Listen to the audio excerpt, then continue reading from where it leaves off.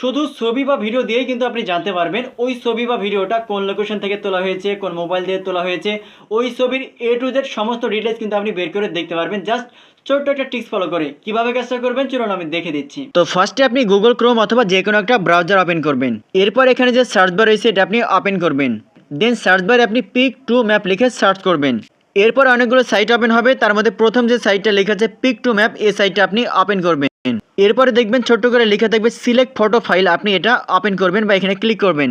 এরপর আপনার file manager বা গ্যালারি শো করবে, আপনি এটা ওপেন করবেন। এরপর আপনার ফোনে গ্যালারি ওপেন হবে, গ্যালারির মধ্যে থেকে যে ছবির লোকেশন আপনি বের করতে যাচ্ছেন ওই ছবিটা আপনি সিলেক্ট করবেন। ছবি সিলেক্ট করার পর একটু লোডিং বা প্রসেসিং নেবে, তারপরে ঠিক এইভাবে ওপেন হবে। আপনি যদি এখানে জুম করেন তাহলে দেখতে পাবেন যে আসলে ওই ছবিটা কোন লোকেশন থেকে তোলা হয়েছিল A to Z সব কিছু কিন্তু আপনি এখান থেকে চেক করে দেখতে পারবেন। এবং ওই ছবির যদি আরও ডিটেল যদি আপনি জানতে চান তাহলে নিচের দিকে স্ক্রল করবেন। স্ক্রল করে দেখতে পাবেন যে আসলে ওই ছবিটা কোন ফোন থেকে তোলা হয়েছিল, কোন মডেল থেকে তোলা হয়েছে, এবং ওই ছবিটা আসলে কোন ডেটে তোলা হয়েছিল, কোন সময় তোলা হয়েছিল, এমনকি ওই ছবিটার আসলে অ্যাড্রেস যেটা আছে অ্যাড্রেসও কিন্তু এখান থেকে শো করবে। ঠিক আছে, এগুলো আপনি সব কিছু দেখতে পারবেন। এছাড়া যদি আপনি এখান থেকে না করেন তাহলে গুগল লেন্স যে অ্যাপটা রয়েছে গুগলের, ওই অ্যাপ থেকেও কিন্তু আপনি এভাবে খুব সেম প্রসেসে দেখতে পারবেন। ভিডিওটি অনেক ইম্পর্টেন্ট, টাইমলাইন শেয়ার করে সবাইকে দেখার সুযোগ করে দিন। ধন্যবাদ।